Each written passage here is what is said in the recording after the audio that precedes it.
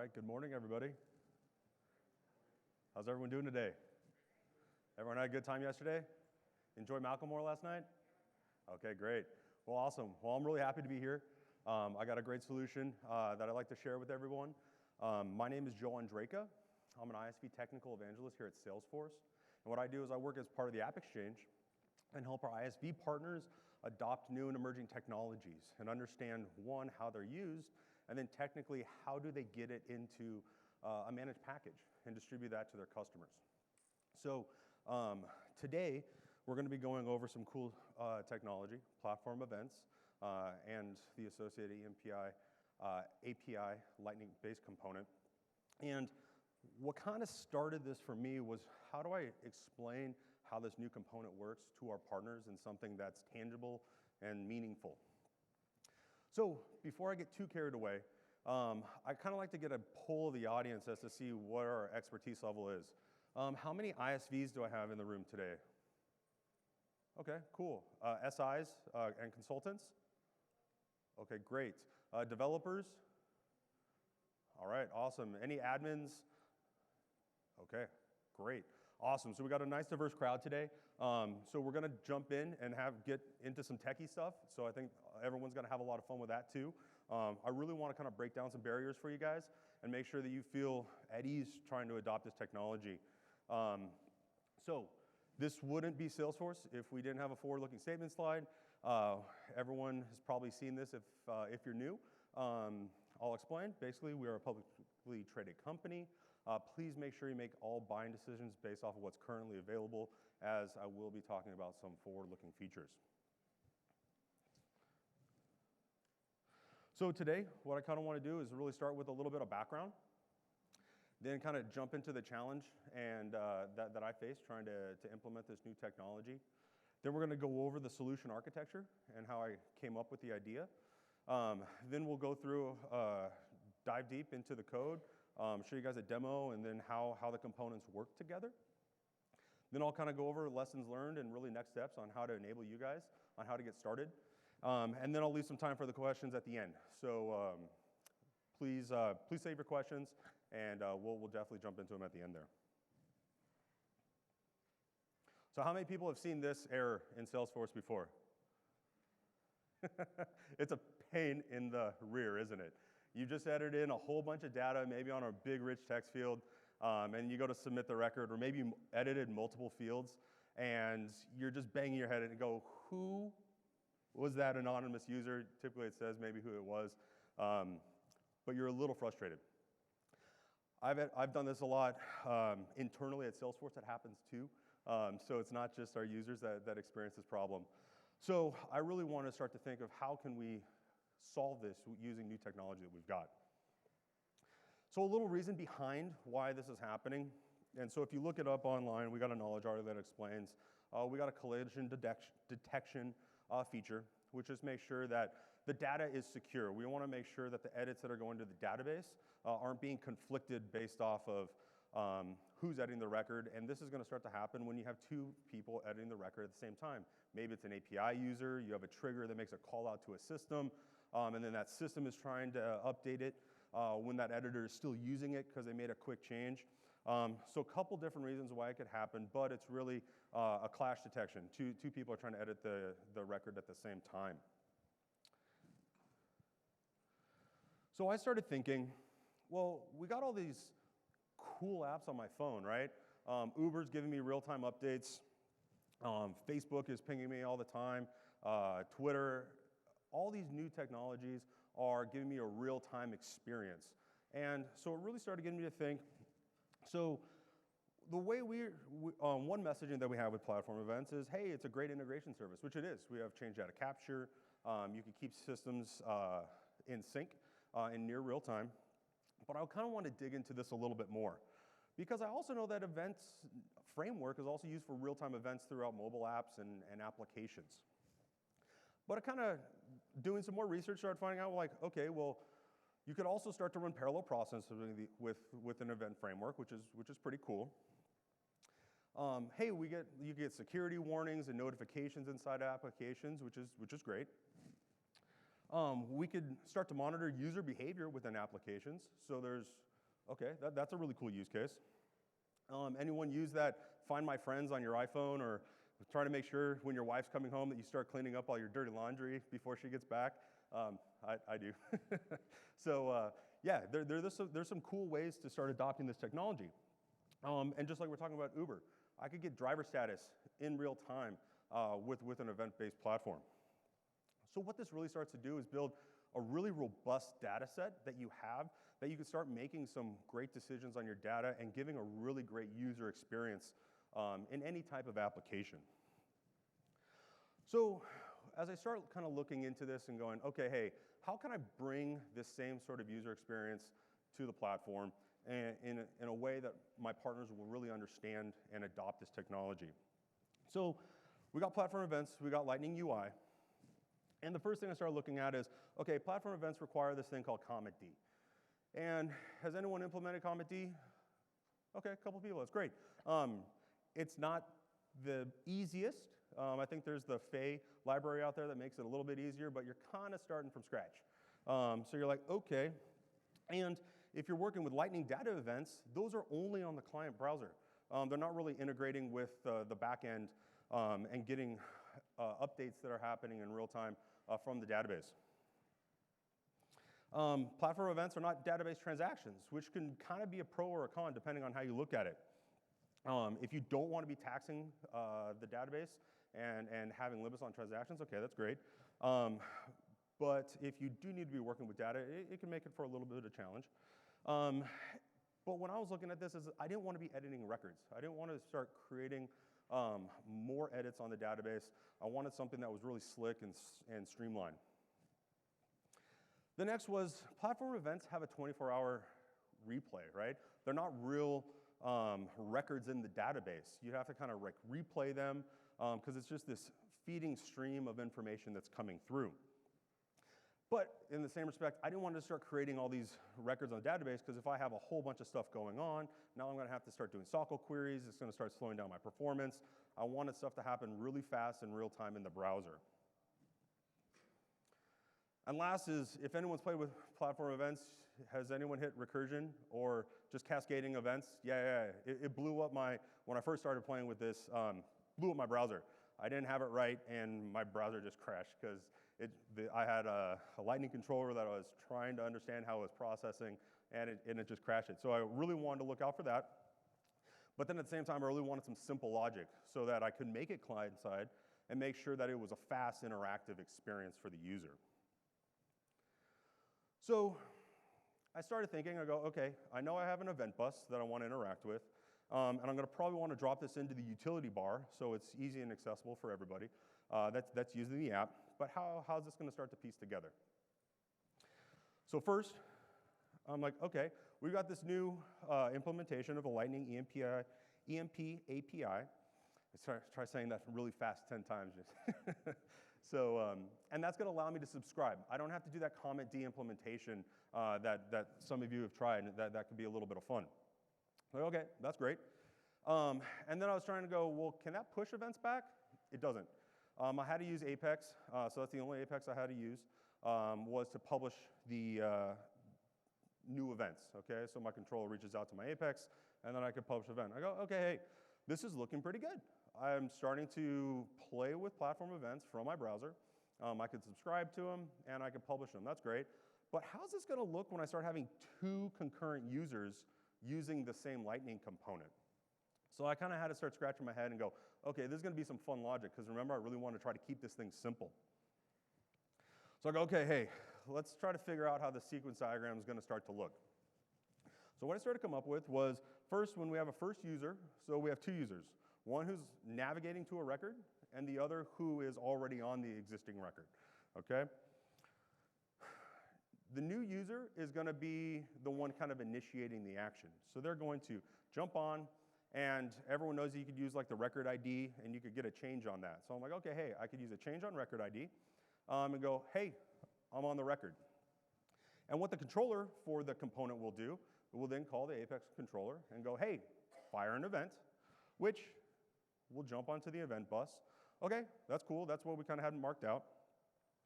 And then for user 2, what they're going to see is, okay, they're subscribing to the event. So they're going to go, hey, we just registered an event on the event bus. Now the controller logic is going to look to see, hey, is this the same record? And do we have this user already marked as viewing the record? And we'll do that logic. And then we can then update the utility bar from there, giving them a notification, and then notifying the user. And we go, okay, that's great. But then how does user 1 know that user 2 is on the record? So with the same response, when the controller is working in user 2's workspace, that's going to fire back a new event saying, hey, I'm also on this record, and publish that to the event bus, which then we have the same process going back to user 1. Okay, so then the EMPA API is going to listen to that event, say, hey, that's the same record.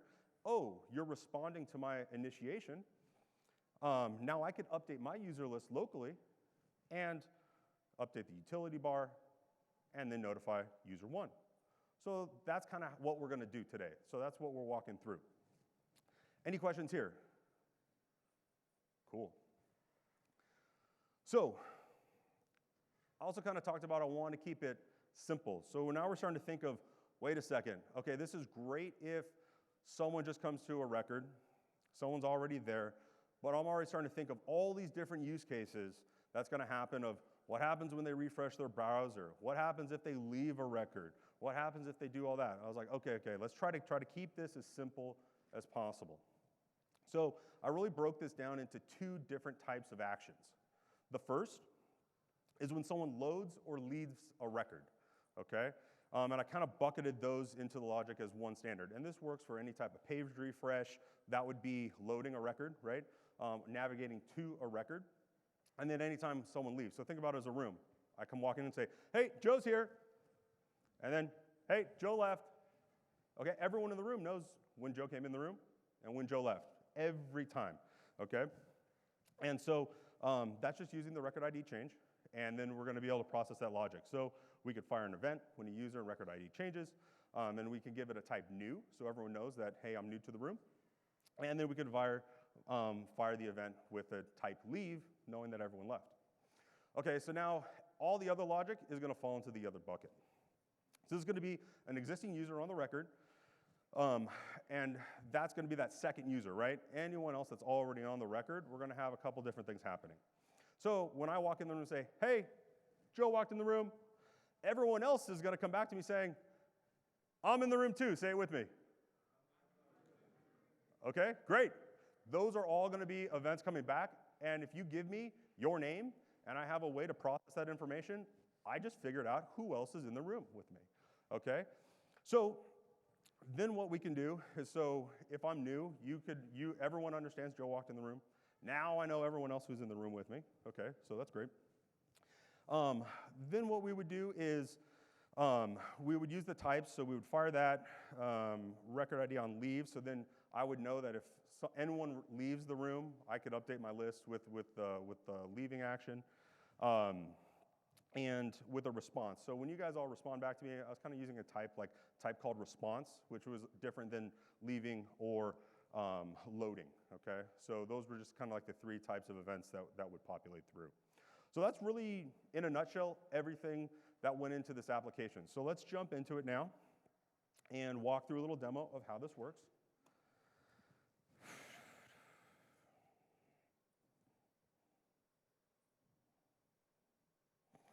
So I have 2 users right here in the same org. One is viewing the Burlington textiles, and this is my user, Joseph Andreka. And then my second user that's logged in here is my, say, test user. So think of myself here as maybe I'm the account manager, and now this is a service agent who's trying to find the same account. So currently, I'm looking at Burlington Textiles, and let's take the second user and see what happens when he logs in and loads the same page. So what we see right down here is we get 2 notifications, okay? If I click on this, I can go, oh, wow, hey, the test user just jumped in and is viewing the record the same time as me. And if I'm the test user, I can say, oh, hey, Joe's already on that record too, all right? So now let's play a game of virtual tag. Now this user, let's say my user jumps in and goes, okay, I want to see Jack Rogers. Now we see that both notifications went away. We're not on the same record. I just flagged myself as that I left the record. But what happens when our service rep starts to play tag with me and wants to do the same thing? We're going to get our notifications popping right back up. Okay, still showing the same users on each side. So we could do this one more time. We could keep doing this as much as we want, okay? We could jump into, say, now we're looking into the case. What's this new case that was opened?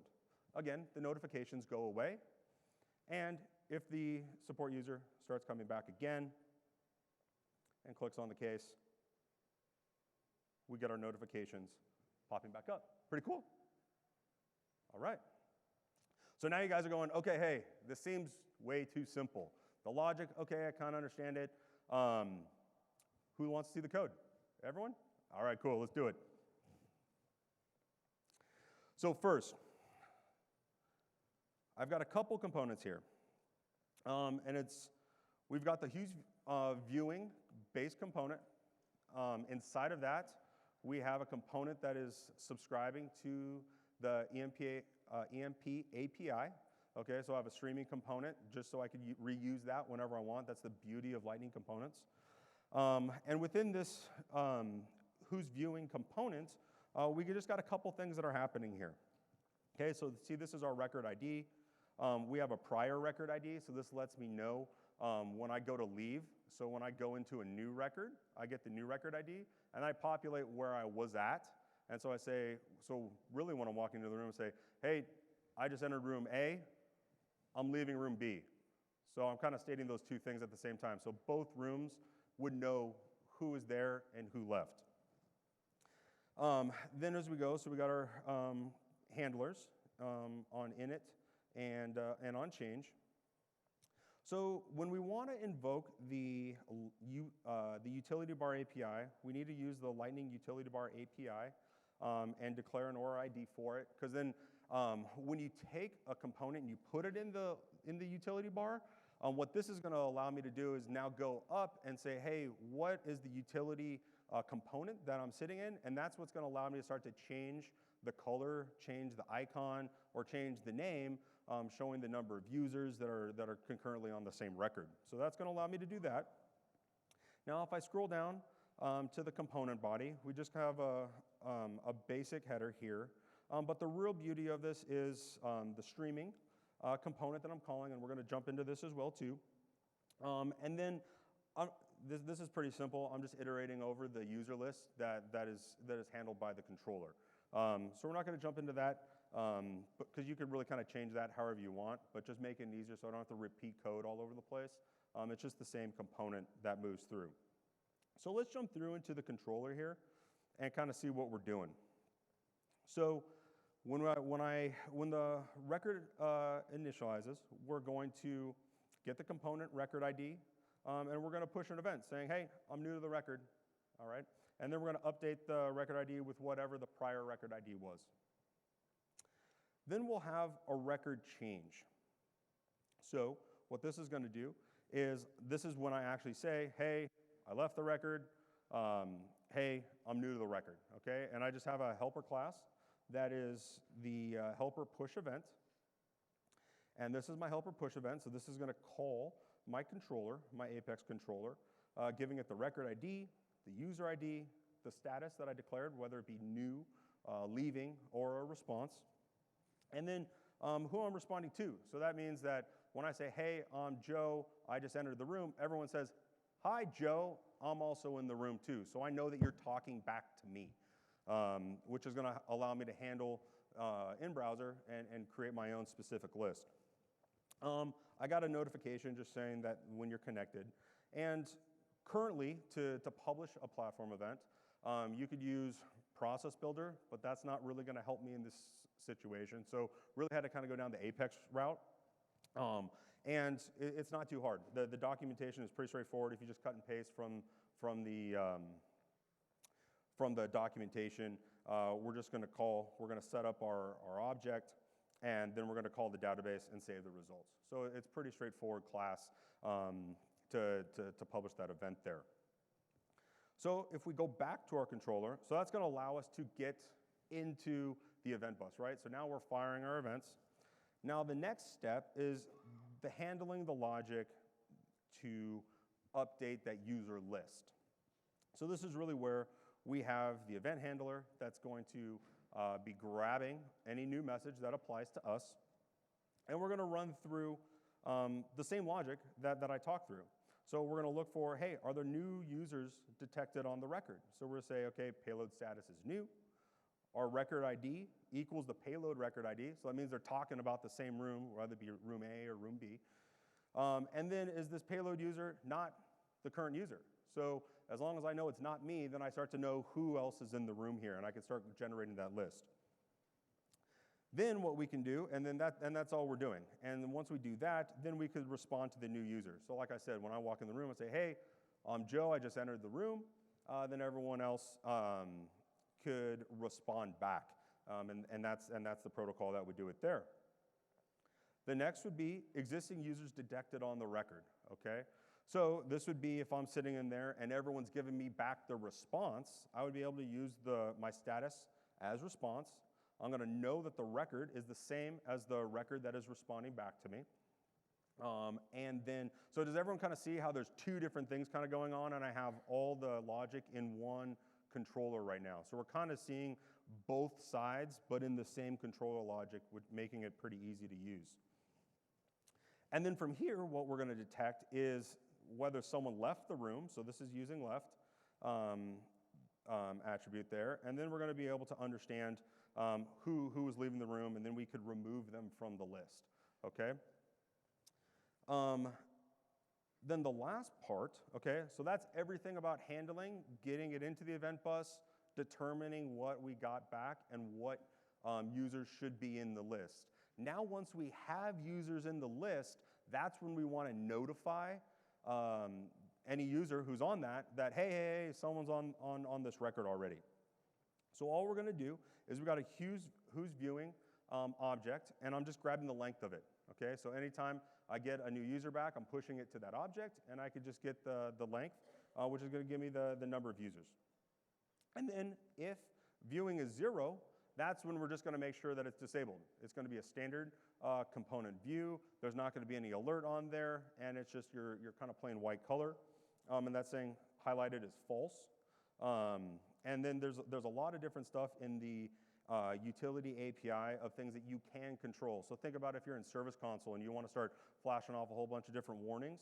The help site is great. I'll just switch over to it right here. The documentation and specifications walk through all the different methods that you can use when you're interacting with the utility bar there. So you got really a lot to work with. So switch back here. And then else, so this is going to happen when other users are viewing the record, and we want to make sure that they're notified. So as long as there's other users on the record, then we're going to set the highlighted to true, and then we're going to give it the name of who's viewing plus the viewing length, how many users are there, so you kind of get a count really quickly to understand, so you don't always have to be kind of clicking in and seeing who those users are. I got a couple other helpers that kind of come in here, and this is just with some lightning data on the record. You could read through it. I'll give you guys the link to the GitHub account if you want it, but for today's presentation, I think that this is the main crux of what you guys need to kind of understand. So we kind of went through those. So let's go through now the streaming API. So this is a streaming API component that I drop into the component so I could kind of reuse this wherever I want. Now I am hard writing in the event, so if I kind of made it a little bit more dynamic, I would use that as an attribute, and so then I could really drop it around anywhere. But all we're calling is a Lightning EMP API. We're giving it the which event channel it's going to subscribe to.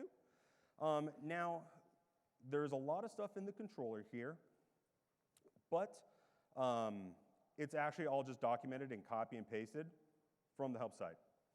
So if you go to the documentation on this, and you see everything that's documented in the controller here, it's a little lengthy, but it's the same exact stuff that I have inside of my component here. So this is really just scaffolding out for you.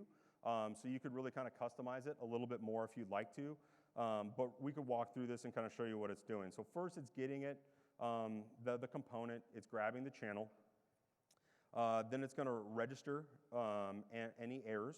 And then it's going to create a handler for any messages that get received and provide any errors for you. So you can really customize this as much as you want, right? You can create in-app notifications if things are coming through that you don't like. This is all customizable, and that's really why it's broken out this way in the controller.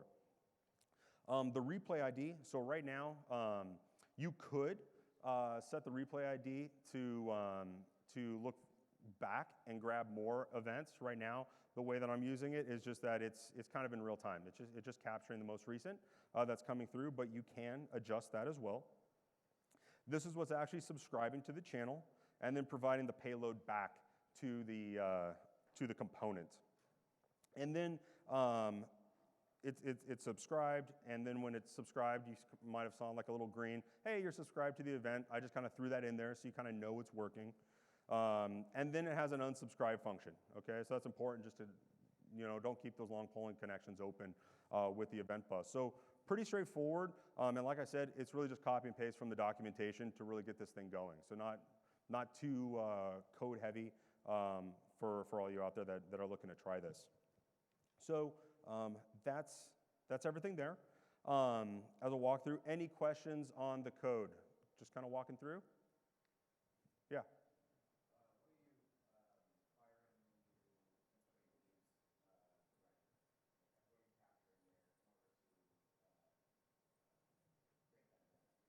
Yeah, so what I'm doing is when someone leaves,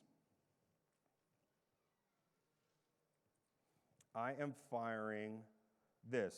I'm just saying, hey, I'm leaving, and I left, and then this is the prior record ID. So I'm capturing the record ID and then the prior record that they're on. Every time the record ID changes, I take the record ID, I move it to the prior record ID, which then allows me to tell the room that I just left, hey, everybody, I just left the room. And then I fire that off. And then for the user that is subscribing to it, okay, so when they get the payload here, I have this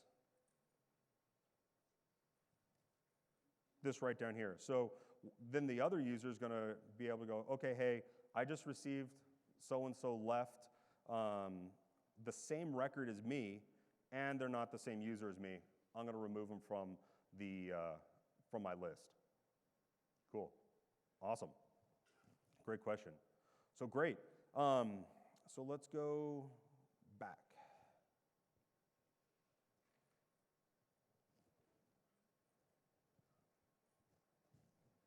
So kind of recap, what did we do today? We created an event bus to capture every time someone is viewing a record, leaving a record, and responding to someone loading a record. We used the EMP API as a base Lightning component to subscribe to that event channel. We created a Lightning component inside using the utility bar API so that we can control the notifications of the utility bar to get the user's attention that something is going on that they should look at. And then we use just Apex and be able to publish platform events using an Apex class. So at a high level, that's as simple as it was. Now, I did learn a couple things, and really love to share that with you guys. So two main things that I kind of learned. First is recursion and parallel processing. I kind of mentioned at the beginning, I blew up my browser just trying to get the first version of this going. It was just sent off a cascading number of events that then my client browser was trying to subscribe to and crashed my browser. So think about the logic, think about it, and as you saw, I have two different types of logic going on inside of the same controller, one for all the users. So really try to think about those different use cases. Filter it down as much as you can, and then open up your filtering on those events just to kind of minimize excess load on the events and what that component is subscribing to. And really, events are not DB transactions, okay? They are going to, you can create these triggering cascades of them, And there's really no like kind of limit on that. Not like if you start triggering events or with Apex classes or callouts, there is some limits and governor limits based around the transactions. There's not as many of those on the platform event side. So just be careful that you can trigger some stuff, especially if it's dependent on outside services, or you might have parallel processing of Apex going on. It could crash the system. And just really be careful about recursion for that same. You can execute multiple Apex classes in parallel. So just really try to keep anything that you're using in that really as lean as possible. And if it's going to be a massive load, you may want to think about shifting it maybe over to Heroku or something like that. That could kind of help scale some of that processing a little bit better, because Heroku could subscribe to that event and then fire an event back. So there's really very little processing happening on the Salesforce platform, but then Heroku really becomes like your engine that can ingest a lot of information there.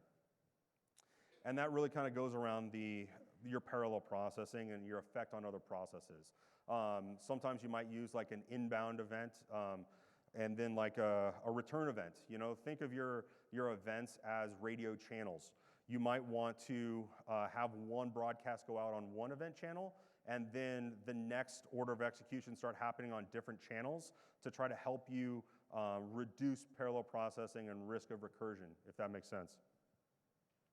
And then the EMP API is extremely powerful. I think this is the coolest thing, and I think this is what my partners walked away with when I explained this to them, and I think all of you can walk away with today, is that this is just a simple way that you could really start to build engaging applications that all your customers are using in their pockets, on their iPhones, on their Android devices, okay? You could have some real-time, very intuitive notifications, in-app processing, and leveraging your Lightning UI controllers to offset some of that processing that has to start making that round trip back to the server every time. So you could really do some cool stuff.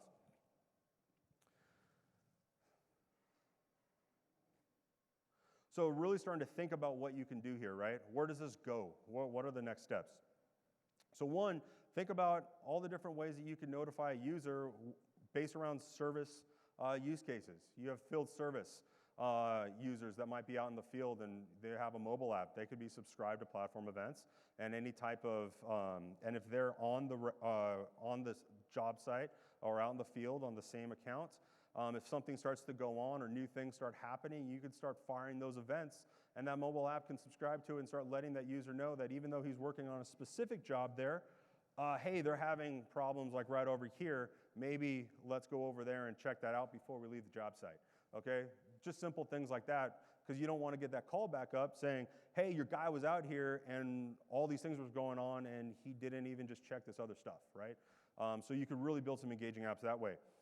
You could wire it into Marketing Cloud and start having real-time offers start being generated, right? These are just a basis for triggering information, and you can do a lot there. And like we said too, you could have external systems like Heroku. Maybe that is if you have like a mobile app built out there, or external processes, those could then start piping back in mission critical information that then any users can be seeing in real time and be alerted on that as well too. Again, this app is available. It's a Labs app. It's free for everybody. You could install it on the App Exchange right now. And then if you go into the documentation of it, there is a link to the GitHub. You could fork it and do anything that you want. So this is available to the community here, and have fun with it. So, and last, if you really want to learn more and to kind of dive into this, we have a bunch of trails on the Trailhead that you can jump into, get playing with it. I think there's an instant notification app that you can build as well, which is great. Just kind of play with it from a different angle. But build those POCs. Test this stuff out. What is it that works for your use case? And then take it back to your users. Pilot it with them. See how they enjoy it. And evangelize that story. You know, drive some, and to get that feedback so you could kind of make your application even better and really deliver a great experience to your customers. Also, what's semi-related to this is the change data capture. So this is a little bit different. I would say that standard platform events is a little bit more for you're trying to signal specific events happen. Change data capture is going to be, think of it as the commit log to the database. So if you're trying to keep two systems in sync in near real time, you would use change data capture that then a external service can subscribe to and keep Salesforce's system of record and then that external service up to date in near real time. So with that, we got 5 minutes left, so we're right on time here. I'd love to open the floor up to any questions that anyone might have. Yeah. I believe there is a limitation to the text field. It's not coming to mind right now, but just look at that. And I believe there's also a limitation to the number of attributes you could have. Just kind of like standard object, it is less. I'm thinking it's around 100 off the top of my head. But you do want to keep those as tight as possible because the bigger the payload you're sending, the slower it's going to be in processing. And especially if multiple are being shot and fired at the same time, that can depend on how that stream comes through and then what order it would process in. Yeah, but great question. Gentleman in the back? Yeah.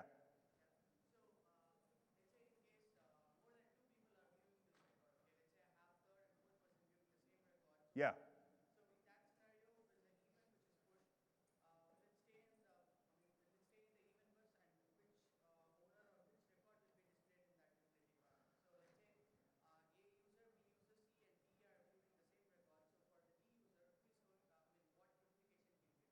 Correct. Yeah, great question. So what's going to happen is A user walks into the record, no one else is there, so there's no alert. The second B user walks in, he's going to say, hey, I'm here.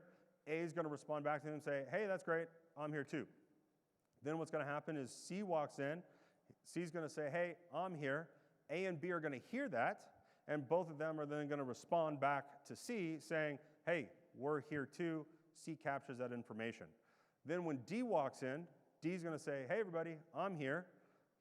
That single event tells A, B, and C. They update their list, and they go, hey, D, we're here too. And then it goes right back to D, and everything's handled in browser, except for the one Apex transaction. Correct, nothing's being saved in the database. Everything is just locally cached in the browser using the Hughes viewing object list that gets created every time they get a response that matches the same record that's not their user.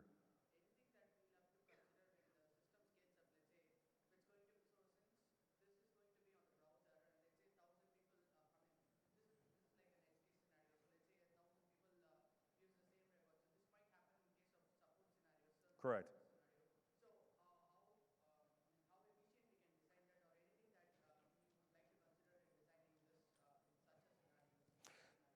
Yeah, there's definitely going to be some limits on platform events just because there's so many types of events that could kind of happen in a certain, in a rolling window. So on large scale, I probably wouldn't see this being like a solution. You might have to do something custom to get that to work. This is really trying to just get some ideas going and understand the art of what's possible. But you could definitely try to figure out maybe with some rights to the record and then using Lightning data to then ingest that, that might be updating that record saying, hey, so many users are viewing this. And then that could then read that and get updated if it's like a mass record or like a mass support case of that nature. Yeah, great question though. Yeah.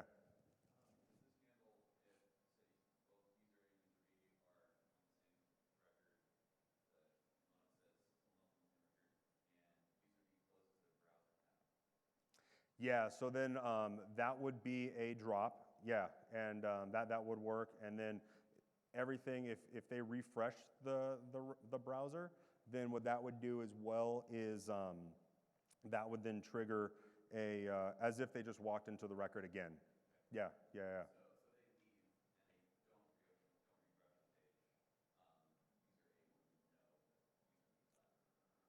That's a good. We could test it really fast. Actually, after we could try testing it really quick. I'm pretty sure I did it. I did test it, and it did close it out because the record ID does. I think it's cached in there, and it will fire that event right before it's exited. Yeah. Last question. Yeah. Yeah, yeah. Correct, yeah, because in console, the way it works is whatever actual record is like being viewed at that point in time, that's the record ID for the utility bar. Yeah.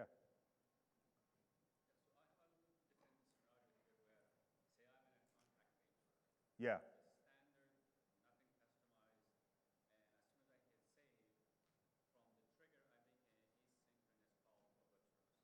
Okay.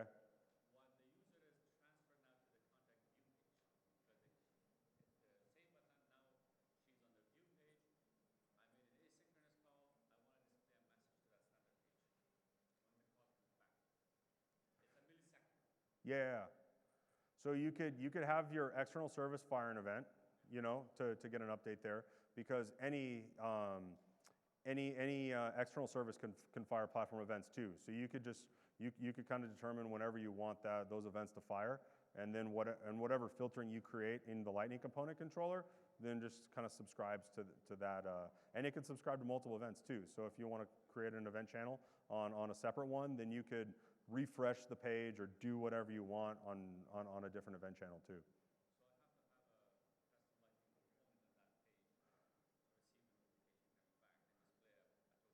Correct, correct. Yeah. There's another question? Yes. Correct.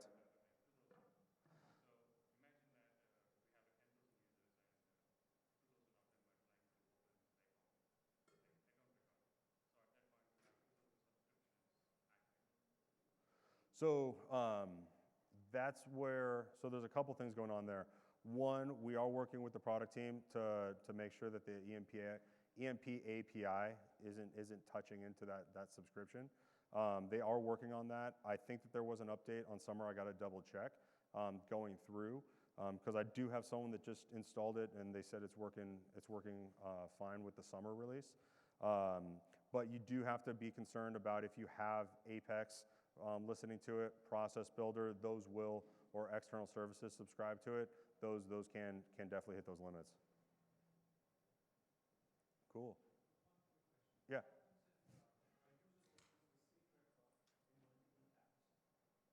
Yeah, you could actually, there's kind of something that I'm working out inside of it. Sometimes it'll show the same user a couple times, and then sometimes it doesn't. I'm trying to figure out why that is, but it's a slight little bug in there. But yeah, because I've done it where I have the same user in two, and then I'll get a notification. But I'm trying to figure out that logic and make sure that. But yeah. Sometimes it does, sometimes it doesn't. Yeah. Yes, it is. Yeah. Guaranteed delivery with platform events. Cool. Well, awesome, everybody. Thank you very much, and yeah, enjoy the rest of your time at DX. Yeah, still open for questions too if anyone has any.